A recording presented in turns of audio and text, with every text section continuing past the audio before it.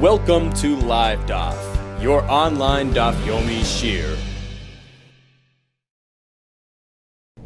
Shalom and welcome back to today's Daf Yomi Brachos Daf Nun Memtes Amud Beis. 2 lines from the bottom. Says the Gemara: Omar Shmuel La'olam al Yotzi Adam es Atzmoi min haklal. One should see not to exclude himself from the rest of the group when they make a bracha to Hashem. So he's referring to the halacha mentioned in the Mishnah that when we have 4 people by a zimun, then the leader, the mezaman, is meant to turn to them and say, Baruchu shechal shloi, make a bracha to the one whose food we ate.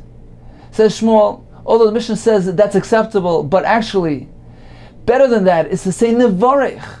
Come, let's together make a bracha to Hashem. In that manner, he is including himself together in the bracha with a group. Says the Gemara, is that so? Tanan, haven't we learned? B'shloisha b'hu aymer baruchu. We have 3 in addition to him. He's meant to turn to them and say baruchu. Apparently baruchu is better than the varech. Explains Tosfos, because at this point in the Gemara held that baruchu has an advantage because it has an authoritative ring to it. Baruchu shechal shloi. It's a tzivah, it's a commandment, rather than merely nevarech, which sounds like perhaps only a suggestion. Let's make a bracha to Hashem. So ask the Gemara, how could Shmuel say that the varech is preferred if the Mishnah clearly says that baruchu is what is meant to be said? Says the Gemara, Ema, let's say af baruchu. The Mishnah merely says that baruchu is also acceptable. But certainly nevarech, where he includes himself with the group, that is preferred. The Amar Rav Bar Ava Amar Beirav Tanina, as we learned in the Mishnah, Vav nechlok. We have 6 people eating together. They may split into 2 subgroups and make 2 zimuns. Adyut, this halacha applies for 6, 7, 8, 9 people eating together up until 10. Once they get to 10, that's the threshold which requires zimun with Hashem's name. At that point, they're obligated to be mezamin together. They can't split up. But from 6 up until 9, they can split into 2 subgroups. Says more, let's analyze this Mishnah. If you maintain that the version of nevarech is preferred, now we understand why 6 people can split into 2 groups of 3, where each group will merely say nevarech. Eli amars baruchu adif. If baruchu is preferred, how do you allow 6 people to split into 2? When they were 6, they were able to say baruchu because they have more than 3. Now that you allow them to split into 2, now they're stuck with nevarech, which is less preferred. So how are they allowed to do that? Apparently, nevarech adif. Apparently, the Mishnah teaches us that baruchu, is not better than nevarech. And if so, one certainly should prefer nevarech, where he includes himself together with the rest of the group. Shmamina. Tana Namiyach, we have a Brachos in support of this as well.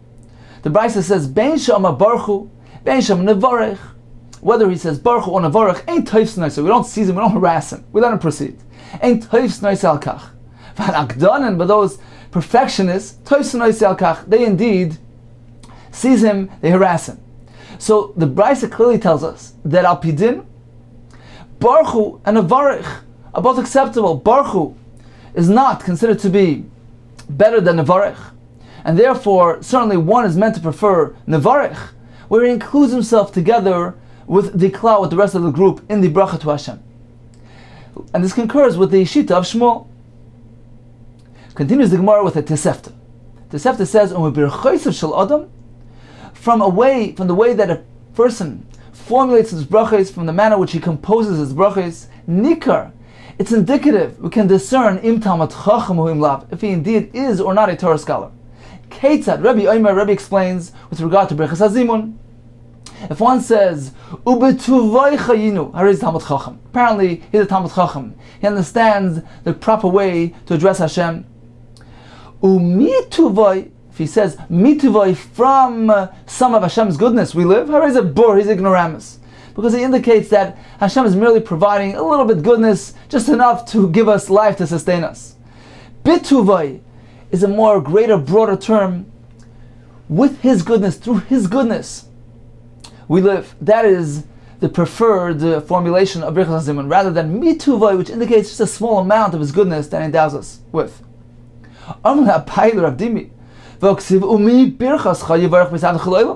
We see the term umi birchasecha from your brachos. Apparently, even you can use the mem. Even a small amount of your brachos from your brachos, the home of your servant will be blessed forever. So you see that's acceptable. So why here do you frown upon the person that says umituvai from your goodness? Says the Gemara, there is different. B'she'elo shiny. It's different over there that he's asking, he's requesting. When a person asks for a favor, you don't ask for a large favor. You ask for a small favor.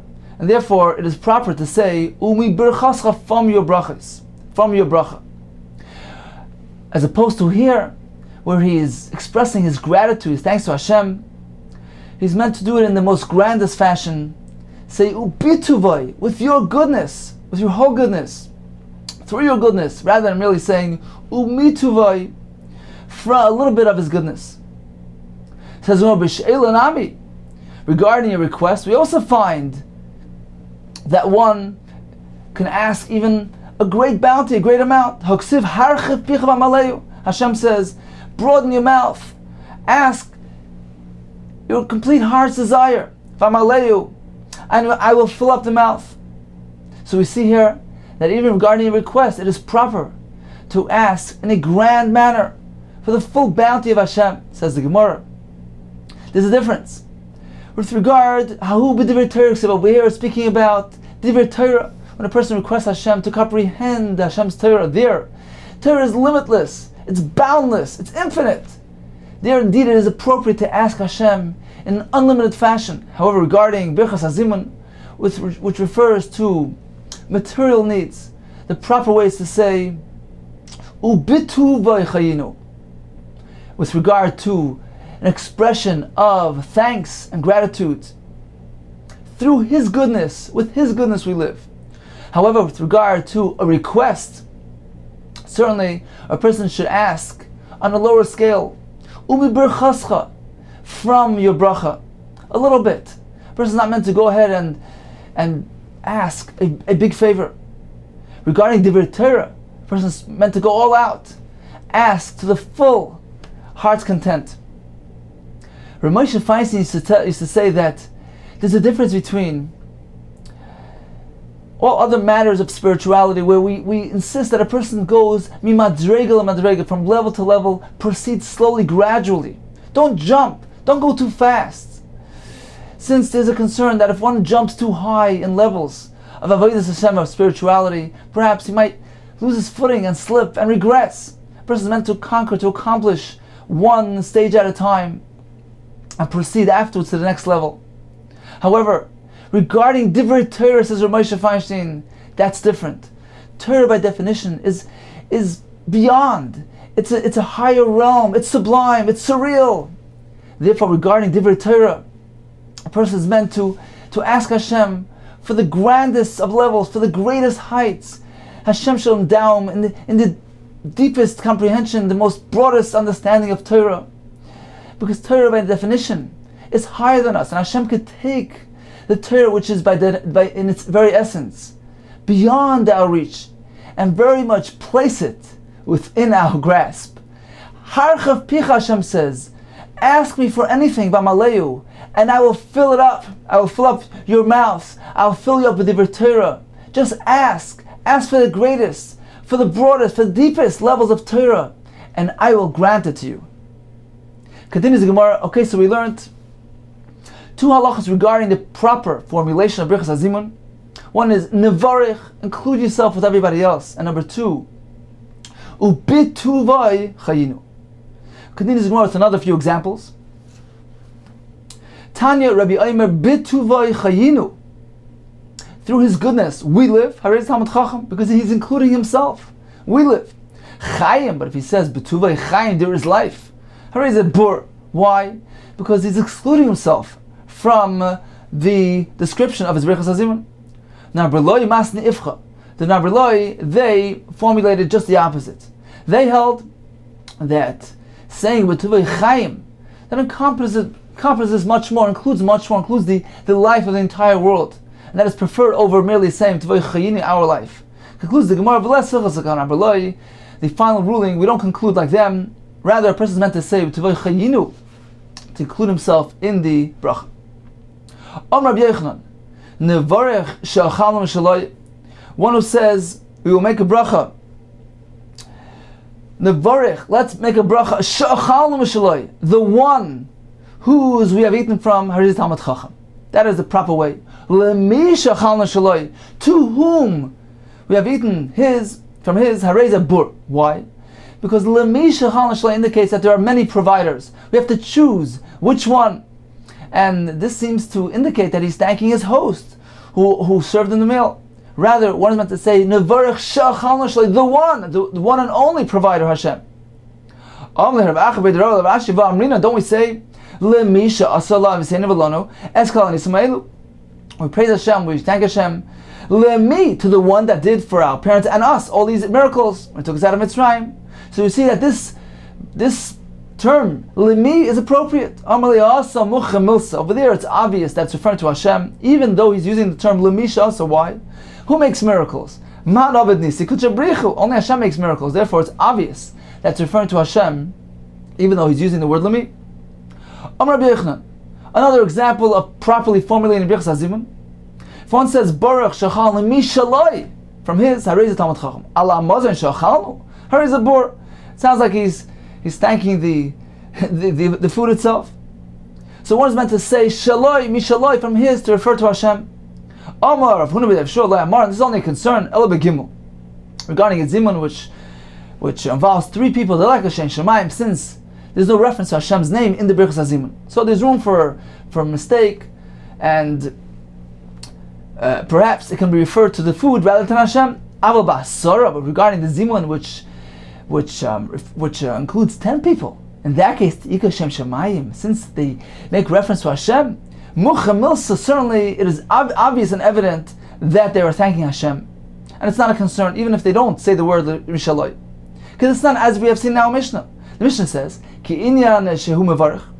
Just as the leader, the Mezamen, calls out to them and makes the bracha when we have 10, Kach, in the same manner, they respond. Baruch Hashem, Elokei Yisrael, Elokei Tzvokos, Yosha Kruvim. Rather, it's the Mishnah speaking about Beribu, 10,000. So the same way he calls out to them, they respond to him, and they say the same formula, and they conclude with Ala Mazon Shochalnu, on the food that we ate, and they don't say Mishaloi. So apparently, since they are making reference to Hashem, even without saying the word Mishaloi, it is pretty obvious that they are thanking, they are praising, they are blessing Hashem. And the word Mishaloi is not critical. Continues the Gemara. Let's just make a quick summary of the proper formulation of Brachos Hazimun. We had a list of 5 items. Number 1, Nevarech, that puts the person b'tzrich haklal, includes him together with the rest of the group. One is meant to say B'tuvoi, since that is a broader description, Hashem's goodness, not merely mituvoi, from His goodness, a little bit of His goodness. One's meant to say, B'tuvoi chayinu, all of us live. He's meant to include himself in the klal. One's meant to say, she'achalnu mishaloi, the one whose we've eaten from. And finally, one's meant to say, mishaloi, from his, in reference to Hashem. He's meant to say, Baruch she'achalnu mishaloi. The Gemara concludes that regarding a Brachos Asara, which has reference to Hashem's name, that is not a concern. Continues the Gemara, Echad Asara, Ve'echad Asara Riboy. Mishnah says that the same version, the same text of Brachos Hazimun, which includes Hashem's name, that is applied regardless of whether we're speaking about 10 people or 10 Riboy, 10 times 10,000 people. The Nusach stays the same. And then the Mishnah continues and says, well, there's a difference. By 10 we say one thing, by 100 we pick it up a notch, by 1,000 we go even higher. This is an inherent contradiction. Haguf Akashya. Amr's first you say Echad Asara Riboy. Alma apparently Kiadadininu. They both have the same formula, whether it's 10 or whether it's 10 Riboy. Then immediately you go and you describe and you say B'meya Omer. With 100 we say one thing, Be'elef Omer, by 1,000 we say something else, Riboy by 10,000 we say a different version. So apparently it's a contradiction. Amar Rabbi like Kashi, it's not difficult. They reflect 2 different opinions. Rabbi Glili, the second part of the Mishnah, which differentiates between the various thresholds, the greater the crowd, the greater the bracha. This is the sheet of Rabbi Glili. But the first part, which maintains the same text throughout Rabbi Akiva, this is the sheet of Rabbi Akiva. This not, as the Mishnah indeed continues and says, according to the size of the crowd, that's how they compose the bracha. With assemblages, with groupings, gatherings, various types of gatherings, various sizes. Baruch Elokim, bless Hashem. Apparently the bracha is meant to reflect the size of the crowd. However, Rabbi Kiva says, just as we find in Shul, that we say Baruch Hashem regardless of whether it's 10 or 1,000. Similarly, regarding Zimun, we don't change the text and nusach of Zimun based on the size of the group. Says Rabbi Kiva, what does Rabbi Kiva do with the pasuk of a Makhilas Baruch Elokim that Rabbi Yossi uses to support his shita? What does Rabbi Kiva do with this pasuk? He needs it to teach us the following medrash. Look at the Sanya. Rabbi Kiva Imer. Minayin. How do we know? Shafilu ubrin shebmeimun. Even fetuses in their mother's womb. Amru shir alayam. They expressed song to Hashem by Yamsuf. Shenamar b'makhilas Baruch Elokim. Hashem mimikar Yisrael, from the source. This includes the fetus in the source in the womb of his mother.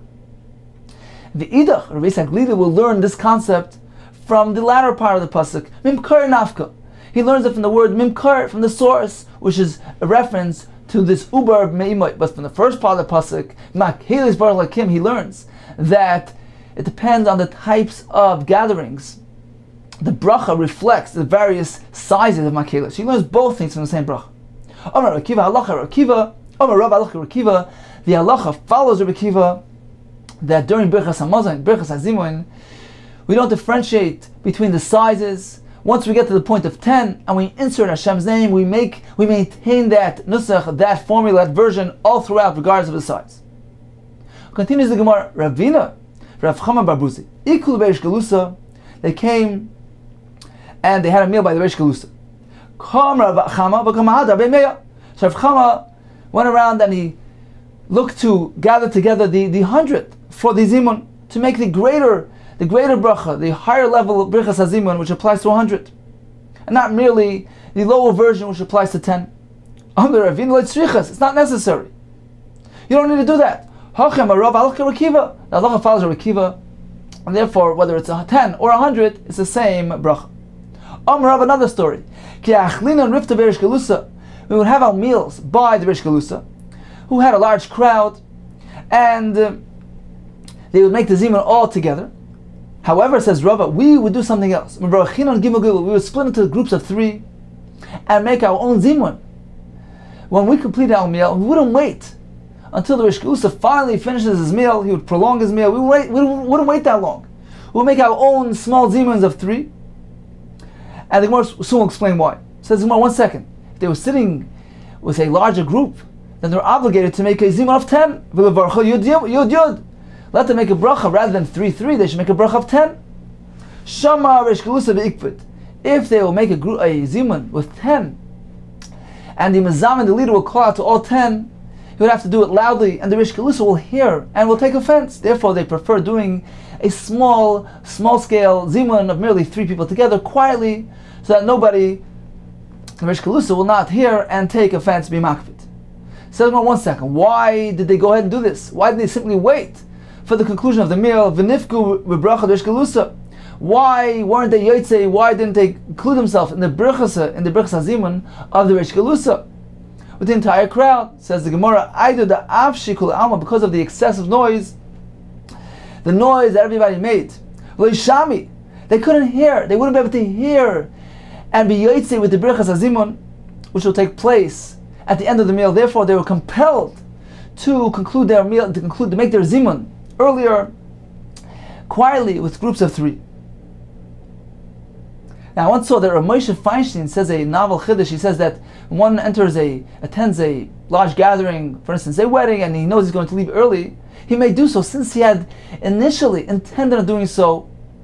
He didn't have a mind to establish himself completely with a group of 10 or 100. Since his machshava was to leave early, he can do so.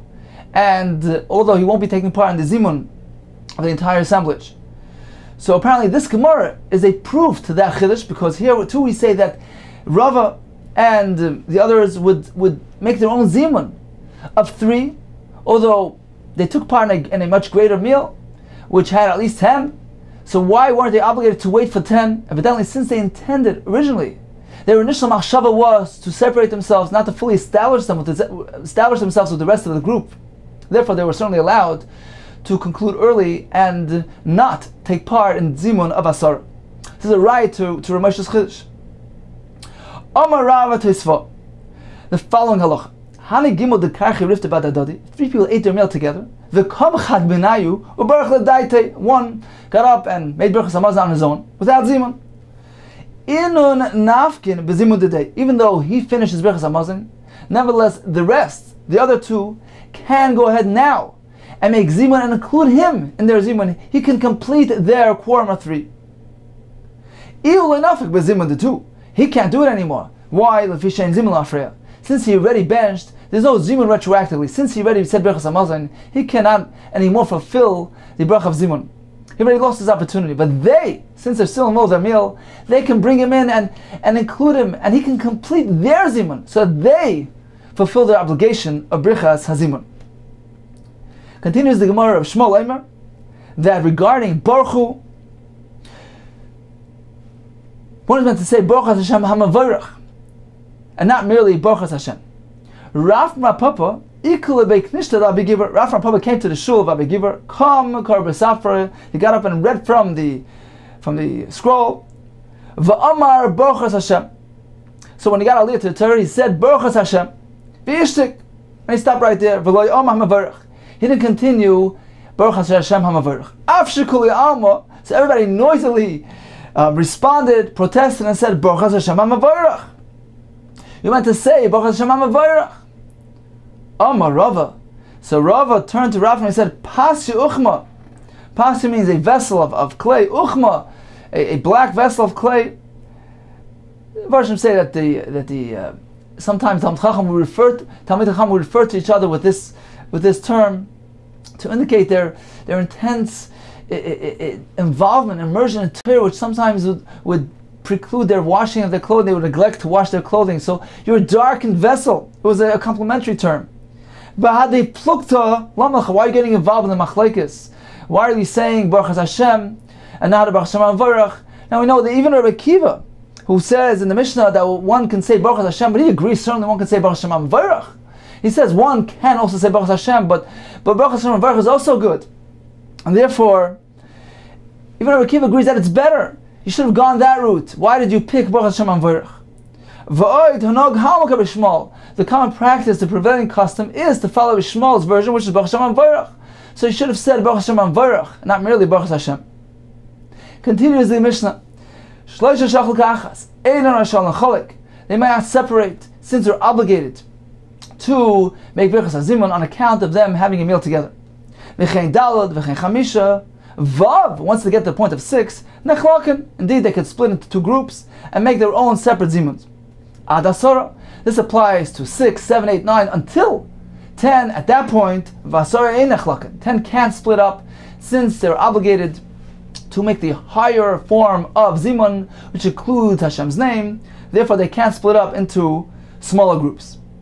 Ad sheyu esrim, until they get to 20. Once they get to the point of 20, and certainly they can split into 2 groups of 10, because each group will have Brichas Hazimun with Hashem's name. Continues the Mishnah. Shtei chaburos shehayu oiches vayis echad, 2 groups sitting in one room. When both see each other, then they can combine into one zimun. But otherwise, if they don't see each other, they're considered to be 2 separate groups, and they don't combine with each other. Each one will make a separate zimun. Continues the Mishnah.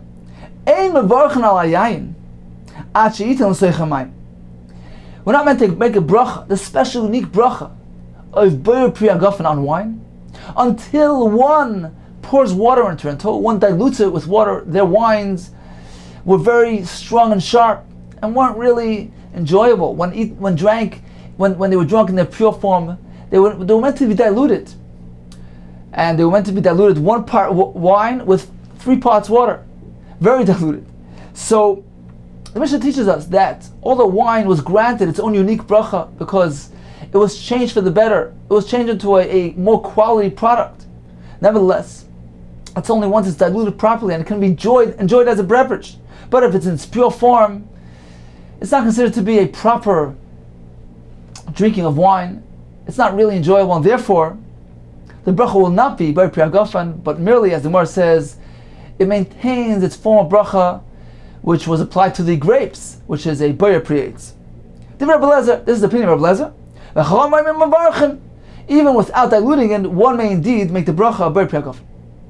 Okay, continues the Gemara. What is the Mishnah informing us by telling us if three people ate as one, they can't split up? Tanina Chadazin already learned one time in the beginning of the parak that three people ate together as one, they're obligated to Brichas Hazimun.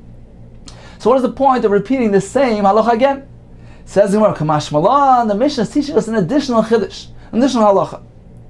Ki ha da'amar ba'aba mashmo. Gimel sheyashvu le'echel ka'achas. If three sat down to eat together, v'adayin lo yachlu, but they haven't yet eaten a shear. They began to eat, but they haven't yet eaten a shear kazayis. Einon v'ashan nechalek. They're already bound together. They're kavod together, and they cannot split up any longer. So this is an additional stringency, an additional chiddush halacha that the second Mishnah adds. If three already sat down together, they haven't really eaten a full meal together. Merely they began eating. This already obligates them in Brichas Hazimun. Rabbi Yehuda brings another pshat that even if they merely decided to eat together, they haven't yet begun their meal. Nevertheless, since they decided, they intended on having a joint meal, they're already obligated in Brichas Hazimun. Explains Rabbi Yehuda, this shita will hold that once you're a makabel, one accepts upon himself to do a mitzvah, commits himself to fulfill a mitzvah, that already obligates him, and he can't absolve himself any longer. So either way, this is the chiddush of this Mishnah. Mishnah, another version of the chiddush, Amar Baba Mashmuel Hachiktani. Gimel she'osh le'echad ke'echas, afal pi shchol echad ve'echad oichel me'kikra, even though they're eating from independent loaves, einan rashal nechalek, nevertheless they can't split up. So this is an additional halacha we hear from the second Mishnah. Not only when they eat together from one kikar, even if they're separate loaves, it obligates them Brichas Hazimun. Inami, or perhaps another chiddush that the Mishnah teaches us, ki ha d'Rafuna, Rafuna, gimel shabo mi gimel chaburais. If three people arrive to us from three separate groups, meaning there were three groups of three people each that had their meal, and one person departs from each group prior to being mezamen with them, and now they come and they join together and they formulate a new group of three, they are obligated Brichas Hazimun. Says Rashi, even though they never even ate together, but since they have an obligation of zimun based on their prior experience, based on the meal that they ate with their original group, therefore the chiv zimun is still here, it's still intact. And when they come together again as three, there were three people come together here as a group of shloisha, this obligates them to make Brichas Hazimun. So even though they haven't eaten together, so this is the chiddush of this Mishnah, which is above and beyond the halacha stated in the first Mishnah. From that Mishnah, I would merely learn that, I would merely know that simple halacha that people ate together, they're obligated to bench together. But in this case, who says, on what grounds are we allowing them to make a zimun? Says the second Mishnah, yes, even in this case, when three people arrive from three separate groups, now we have a group of three and they have to make a zimun. Yes, that they originated. They came from an original group which contained three people. And this is only said, this is only applied only if their former group, their former group didn't proceed, didn't quickly go ahead and make a zimun.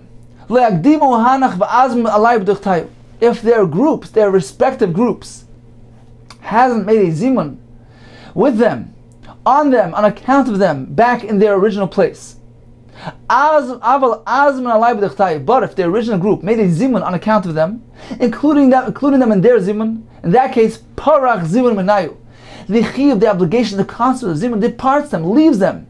It parach flies away, and they no longer have the obligation and the option. They're no longer eligible to make zimun. Explains Rashi, What does it mean that the former group was azman alay b'dichtayu? Says Rashi, for example, as we learned earlier, when we have a group of three and one of them walks out, the group can call to him and say, 1 second, listen to our zimun. He responds, Baruch. So that's called azman alayu. The group was mazman on those individuals b'dichtayu, back on their original place.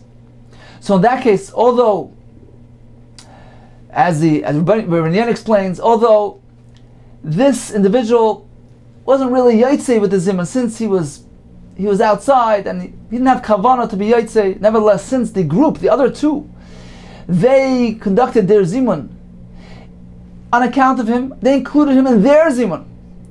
So therefore, the roiv, the majority of the group, determines the status of the zimun of the entire group. And since they included him in their zimun, they fulfilled their obligation of zimun on account of him. Therefore, even though he himself has not fulfilled his obligation of zimun, nevertheless, his zimun flies away. It departs from him. It's parach. It flies away, and he has no more concept of zimun. Even now, if he will come together with another two individuals that went through the same experience. Now we have a group of three that hadn't fulfilled their b'chiv obligation. Nevertheless, they have no more zimun. Their zimun is parach menayu. Their zimun has departed them on account of the fact that their groups had fulfilled their zimun on account of these individuals. So again, we have three groups of three, and an individual departs from each of those groups, and they join together as a new group. Even though they haven't eaten together, they are mechuyev to make zimun. But that's only provided that their original groups hadn't included them in their zimun. Says Amar Rav, where do we find such a concept? That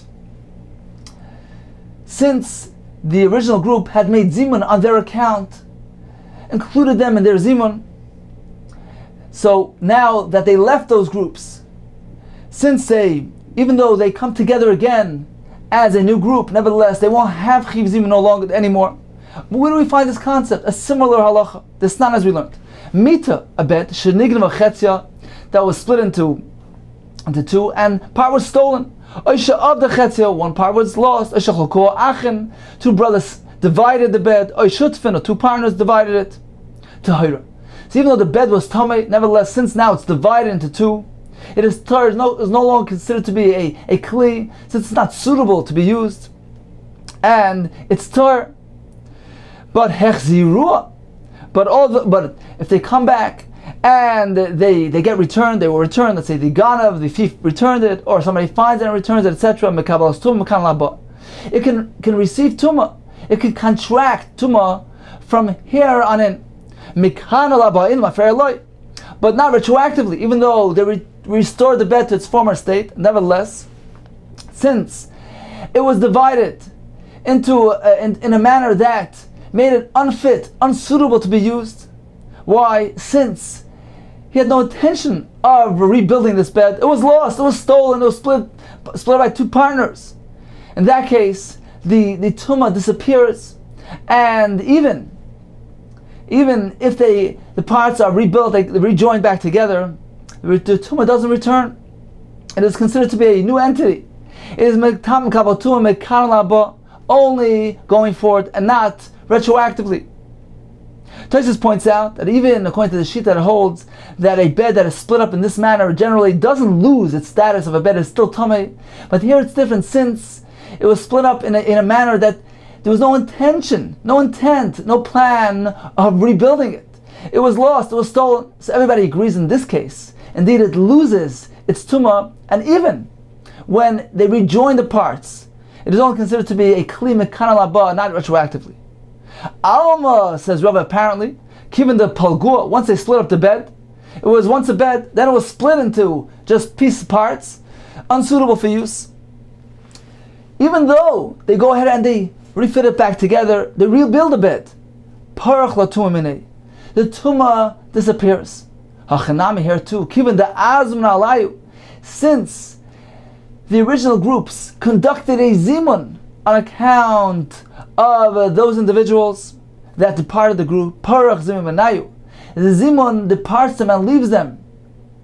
And even though they come here and they join together as a new group, This is a new group. They don't maintain their former status, even though each individual was initially part of a group of zimun, was obligated in zimun. Nevertheless, since there was a zimun that took place and they departed from that group, and the zimun was already set on their behalf, they were already included into the group that said the zimun. Now that they parted from the group, even though they came back again and made a new group, there's a new group of individuals that on their account, as far as they're concerned, they didn't do any zimun, they weren't yotze with zimun. Nevertheless, since the original group did zimun with them, the chiv zimun, the concept of zimun, leaves them. And even if they come back together as a group, they join together, and now we have a group of three, their chiv zimun, their klal zimun was paka, disappears, departs from them, and they can't regain that chayva zimun again, even though there's three standing together. This is a similar concept, loosely related to that Mishnah in Kollel, which teaches us that once we lose something, we can regain its original status. So in summary, what is the second Mishnah teaching us? The second Mishnah tells us that three people ate together as one. Einan Rasha, Nachal, they can't split up. What is the chiddush in this Mishnah? We have a choice of three. Number one, it's coming to teach us, even if they adayin le'achlu, even if they haven't eaten yet together, according to Rabbi, this means even if they merely decided to eat together, this already obligates them. According to the Rosh, it's coming to teach us, even though they only ate less than a shear, it already obligates them to make a zimun. The second approach is, even if they merely ate kol echad eichel mekikra, they each ate from their own loaf of bread, they're nevertheless considered to be combined and joined together, and this obligates them in zimun. And finally, we have another version in the Gemara. Even if they all originated in separate groups, so three people departed from the groups and they came here together, we have a group of three that haven't even eaten yet together. Nevertheless, they are chayiv to make Brachos Hamazon with a zimun. Continues the Gemara. A gdeis chaburis, two groups that ate together, so if they see each other, they can combine and join as one zimun. Tana im yesh shamash b'neim, if there's a servant that is serving both groups, in that case, even if they don't see each other, for instance, if there's a curtain between them, in that case, shamash mitzarfan, the shamash, the waiter, he joins them, he serves as a connector, and they can join together as one group, being mazamen together. Continues the Gemara, yayin prior to it being diluted with water,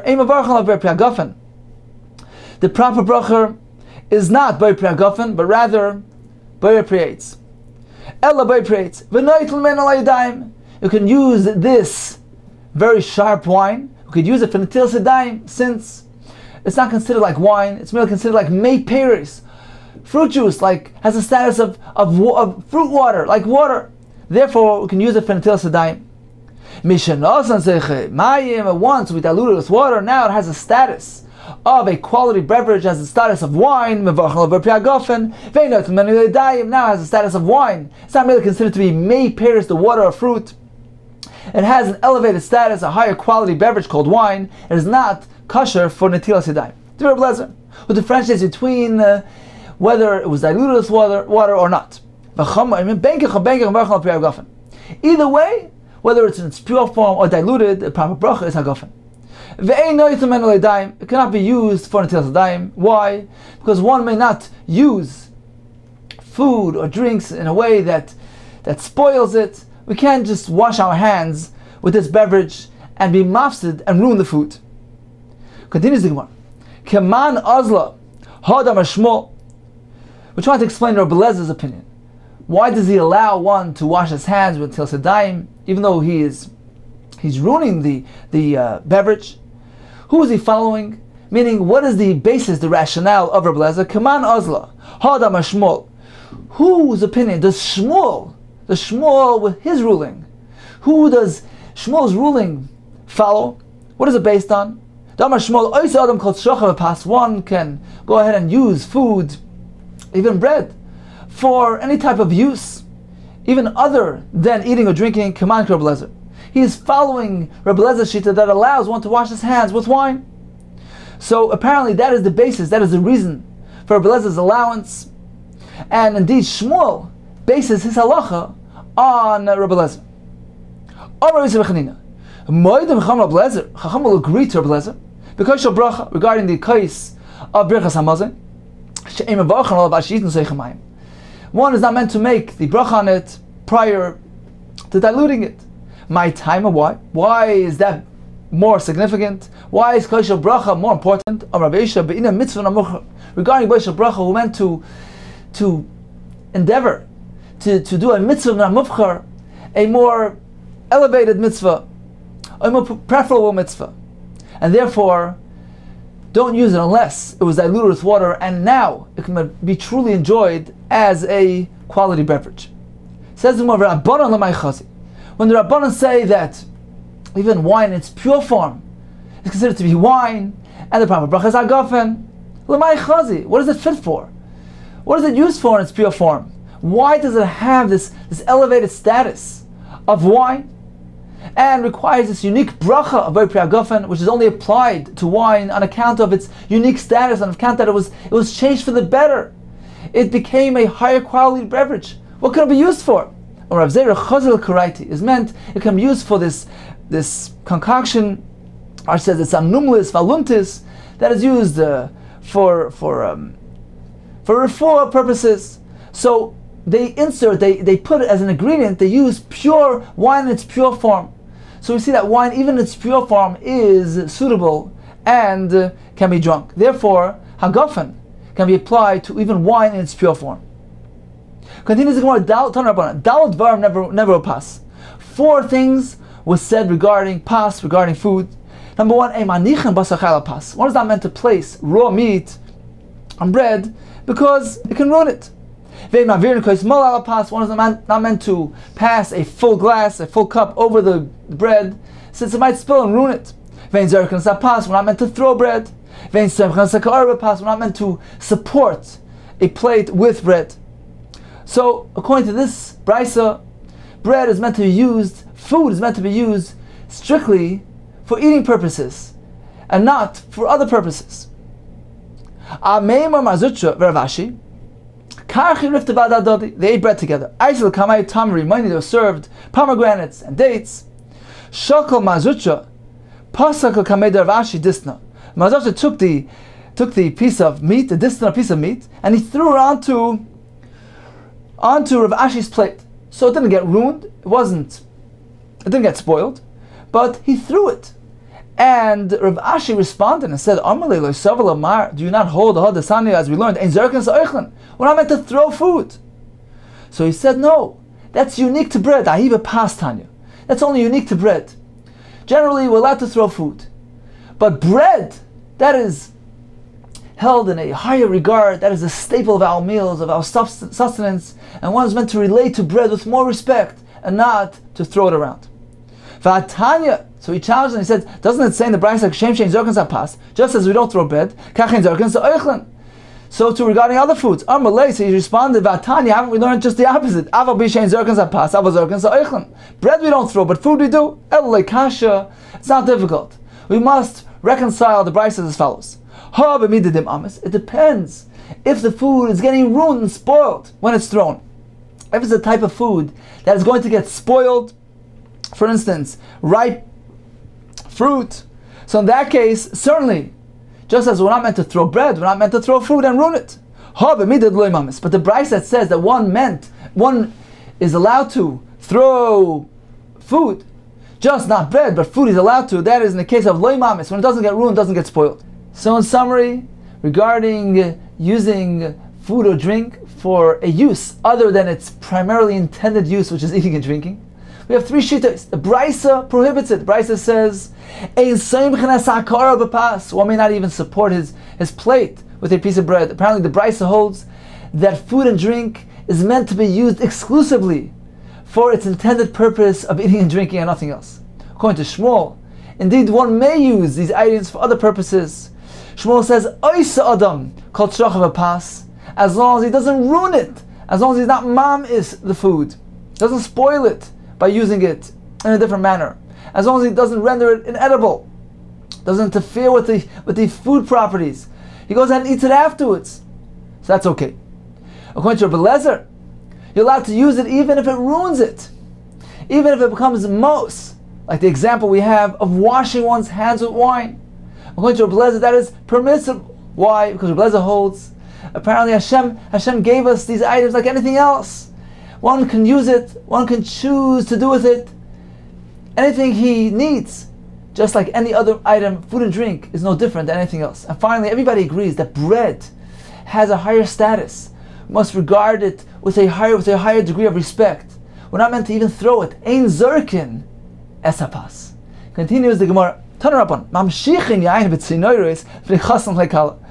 They used to make the water, the wine flow through the tubes, the pipes. In front of the chasam v'kala, this was a siman toiv, a siman, a sign of tranquility, of bracha. And this is to be done. This is permissible. Rashi explains that they used to go and receive the wine into kalim, so it didn't get lost, it wasn't ruined, and there was no bizayin. And you throw in front of them toasted grains and walnuts, in the summertime, not in the wintertime, because then they'll land in the mud and get ruined. But not baked items, anytime in the year, since when you throw these items, they get ruined. So one may not do so. Go ahead and ruin the items of food. Apparently this brisa is in accordance with the shita that holds you can use food for other uses as long as it doesn't get ruined. Continues the Gemara. If one inadvertently puts food into his mouth, is that a bracha?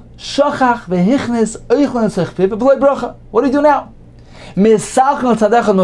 So he shifts it to one side of his mouth and makes the bracha while it's in his mouth.